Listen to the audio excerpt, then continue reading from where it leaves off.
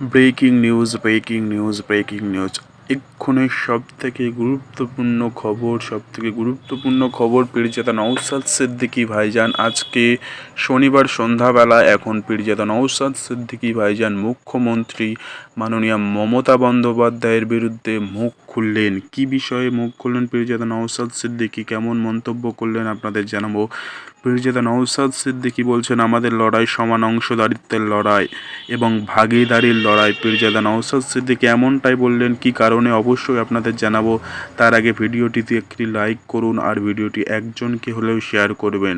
ভিডিওর মাঝে সকলের কাছে একটি অনুরোধ, আইএসএফ অর্থাৎ ইন্ডিয়ান সেকুলার ফ্রন্ট সহ ভাইজানের সমস্ত রকম খবরাখবর সকলের আগে দেখতে আইএসএফ ফরএভার আমাদের এই ইউটিউব চ্যানেলটিকে সাবস্ক্রাইব করে পাশের ঘন্টাটি বাজিয়ে রাখুন।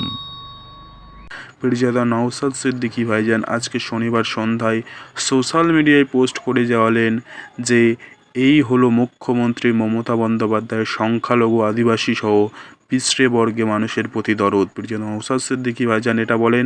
সাথে সাথে পীরজাদা নওশাদ সিদ্দিকী ভাইজান বলেন, রাজ্যের প্রাথমিক শিক্ষা পর্ষদের অ্যাডহক কমিটি গঠিত হলো, কিন্তু সেখানে কোনো সংখ্যালঘু আদিবাসী পিছড়ে বর্গের প্রতিনিধিত্ব নেই। পীরজাদা নওশাদ সিদ্দিকী এমনটাই বলেন, সংখ্যালঘু প্রাথমিক বোর্ড পরিষদের শিক্ষা পরিষদে অ্যাডহক কমিটি গঠিত হলো, অথচ সেখানে কোনো সংখ্যালঘু আদিবাসী পিছড়ে বর্গের প্রতিনিধিত্ব নেই। এমনকি অন্যান্য শিক্ষা পর্ষদের সচিবরা থাকলেও মাদ্রাসা শিক্ষা পর্ষদের কেউ নেই আলিয়া বিশ্ববিদ্যালয়ের, পুরুলিয়ার সিধু কানু বিশ্ববিদ্যালয় অথবা ঝাড়গ্রামের সাধু রামচাঁদ মুর্মু বিশ্ববিদ্যালয়ে কোনো প্রতিনিধি, কোচবিহারের পঞ্চানন বর্মা বিশ্ববিদ্যালয় বা দার্জিলিং হিল বিশ্ববিদ্যালয়ে প্রতিনিধিও নেই। পীরজাদা নওশাদ সিদ্দিকী ভাইজান এমনটাই বলেন। সাথে সাথে এটাও বলেন, অতএব আমাদের লড়াই সামাজিক ন্যায়ের লড়াই, আমাদের লড়াই সমান অংশীদারিত্বের লড়াই, আমাদের লড়াই ভাগিদারিত্বের লড়াই।